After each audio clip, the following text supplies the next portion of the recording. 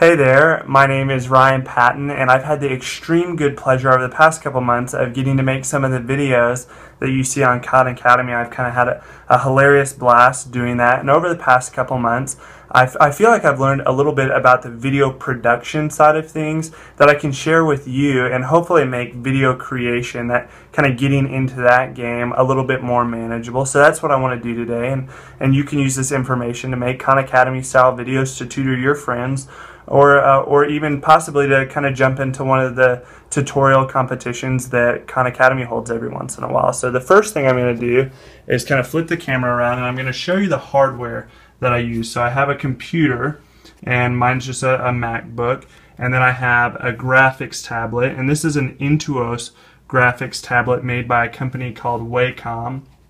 And Wacom makes a little bit more affordable series called Bamboo, and honestly for Khan Academy style videos, the Bamboo series works just as well. This gets you a little bit more writing surface, but not much else in terms of Khan Academy videos. Then I have a USB microphone, and this is a Blue Yeti microphone. Again, this was about $100, and it's nice, but really the nice thing about this one is this directional recording setting.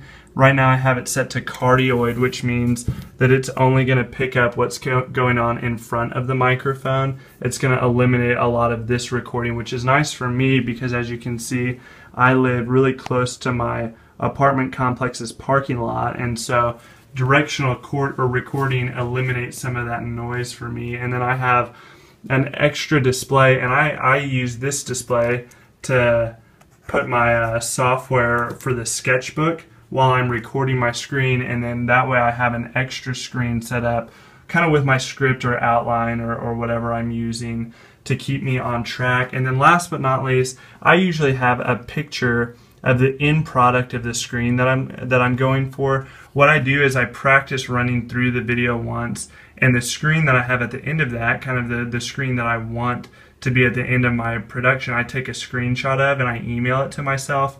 Now, it's completely superfluous to put it on an iPad. I just happen to have one that my wife doesn't use too often, so I can kind of steal it for making videos. But again, that's the only things that are really bare bones essential for making videos is a graphics tablet and a computer, especially if your computer comes preloaded with a webcam and microphone like mine did. The extra microphone is nice. You get a little bit better quality, but the only essential things again are kind of the graphics tablet and the computer. And so now I'm going to walk you through actually using the software, like the sketchbook software and the recording software, but I'm going to switch to capturing my screen to talk about those things. Okay, so the first thing I want to talk about is the actual sketchbook software that we'll use to record our videos. And this is Sketchbook for Mac. There's a freeware version, Sketchbook Express, and I believe a paid kind of upgraded version called Sketchbook Pro. But honestly, Sketchbook Express is just as nice for making Khan Academy videos. It has all the functions that you'll need, and it's even a little bit lighter and won't lag as much on your computer if you don't have a really powerful machine. But the first thing I do when I open it, I go to Image, and I go to canvas size, and I make my canvas size a little bit bigger, usually about 2000 by 2000 pixels. So let me type that in, 2000 by 2000 pixels.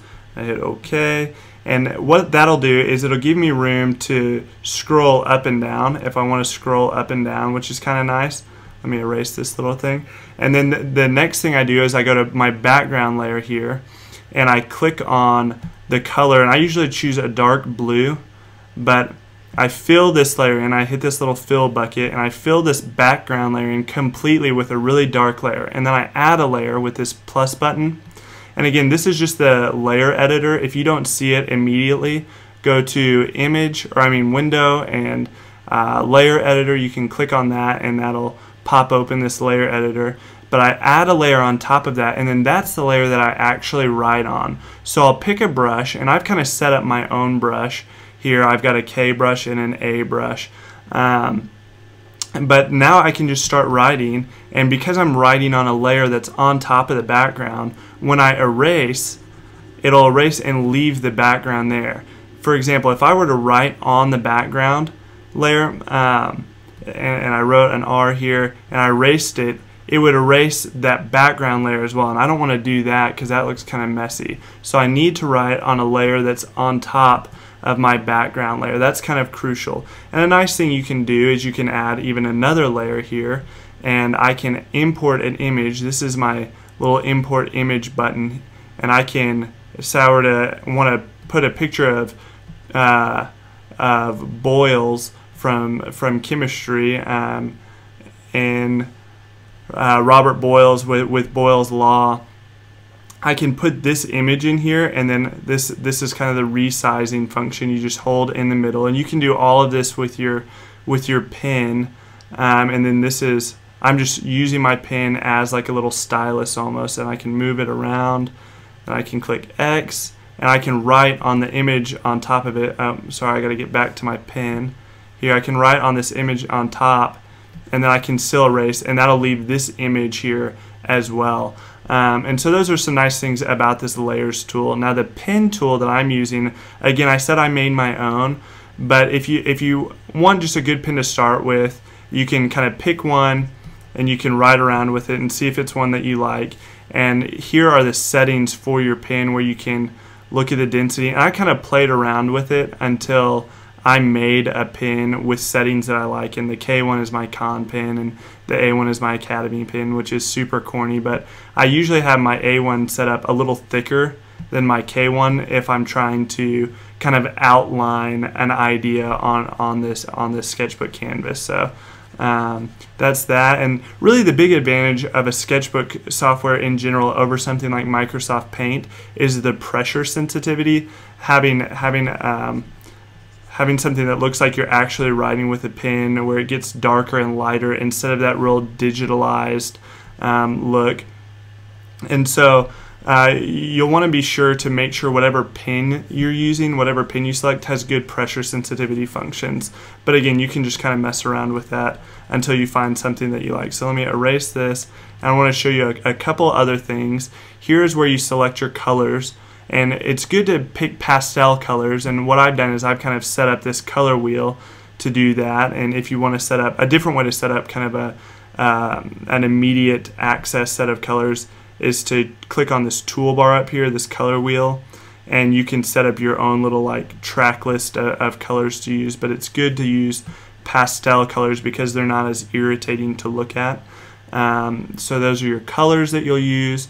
Down here again in this sketchbook software, at least, I have a select function. I just hold down and I go up to the select function, and I can pull an image, and then I can actually move the whole thing around, or I can copy and paste it and have a different image. But that's using my select tool. Sometimes I use that. And then another tool that I use somewhat frequently, if we go up here to this toolbar, is this straight line tool or this circle tool. And it's important to realize that if you're done using those, if you want to go back into the free draw, you can't just click on a pen. You have to then click on the free draw tab up top, and then you can go to your pen and you can start free drawing again. And then really, I guess that's all that I use frequently. This gray puck right here allows me to change my pen size in a hurry.